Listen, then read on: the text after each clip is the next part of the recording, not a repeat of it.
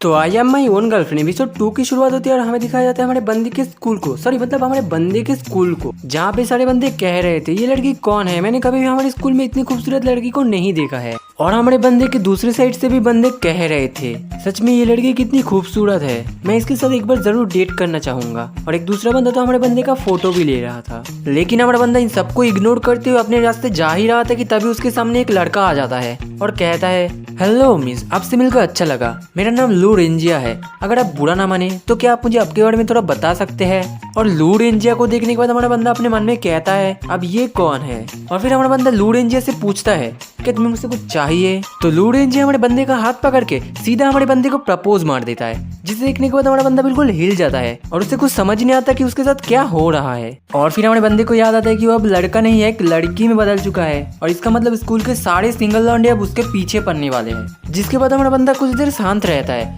और फिर वो लू रेंजिया से डायरेक्ट कहता है, अरे तू कौन है, मैं तेरे को जानती तक नहीं हूँ।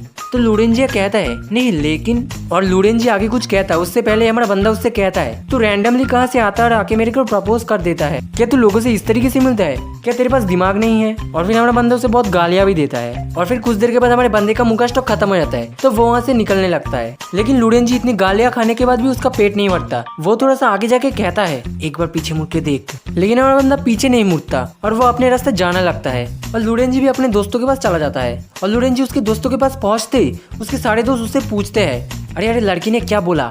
तो लू रेंजिया कहता है अरे क्या ही बताओ, मुझसे मेरा नंबर मांग रहा था, जिसे सुनने के बाद उसके सारे दोस्त कहते हैं।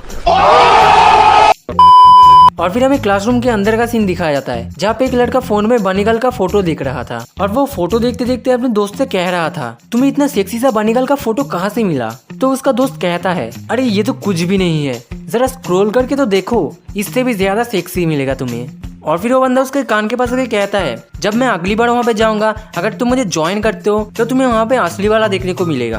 और सच बताओ तो असली वाला देखने में जो मजा है ना क्या ही बताओ। जिसे सुनने के बाद दूसरे बंदे के मुंह से पानी टपकने लगता है और तभी उनकी क्लास में कोई आता है और हमारा चस्सीस बंदा जब उसे देखता है तो उसे देखता ही रहता है और हमें पता चलता है कि वो और कोई नहीं बल्कि हमारा बंदा है जो कि अपने क्लासरूम में आया है। और क्लासरूम में इतनी खूबसूरत लड़की को देख के सारे बंदे उसे देखने ही लगते हैं और सबके मन में एक ही सवाल है आखिर ये लड़की है कौन। और हमारा चश्मीस बंदा भी बिल्कुल हिल चुका था हमारे बंदे का ये रूप देखने के बाद। लेकिन हमारा बंदा इन सब से इरिटेट होकर अपने मन में कहता है ये नहीं चलेगा, इस तरीके से स्कूल में रहना असंभव है, मुझे दिन निकालने का और यहाँ से जाने का कोई रास्ता ढूंढना होगा। और फिर वो अपनी सीट की तरफ जाता है और अपने सीट पे जाके बैठ जाता है। और हमारे बंदे को देखने के बाद हमारा चश्मीस बंदा भी अपने मन में कहता है ये लड़की कौन है।